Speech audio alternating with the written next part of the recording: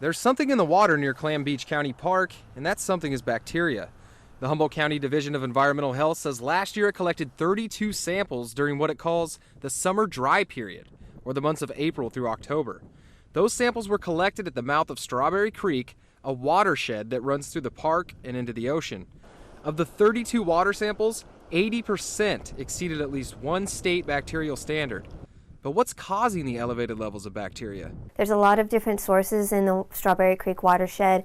It could be vegetation, could be domestic animals, wildlife, it could be problems with landowners on-site, waste treatment systems. At this point in time, we're not too sure. A report by Heal the Bay, a nonprofit environmental organization, assigns an A to F letter grade to beach locations across the West Coast.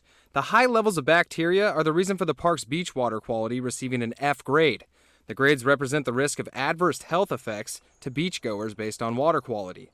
And with an F grade, Humboldt County's Environmental Health Division wants folks to stay out of the water. The Humboldt County Division of Environmental Health has posted several of these yellow signs throughout Clam Beach Park, warning swimmers to stay 50 yards away from the mouth of Strawberry Creek because bacteria levels in the water exceed health standards. The signs also ask the public to not only stay out of the mouth of the creek, but the entire creek altogether. And just how long the public will have to remain on dry land is still very much in limbo.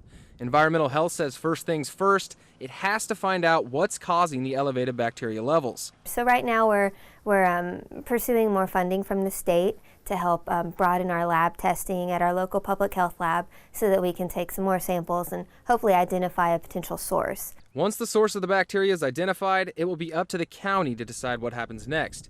Reporting in McKinleyville, Tyler Dahlgren, North Coast News, KAF, ABC 23.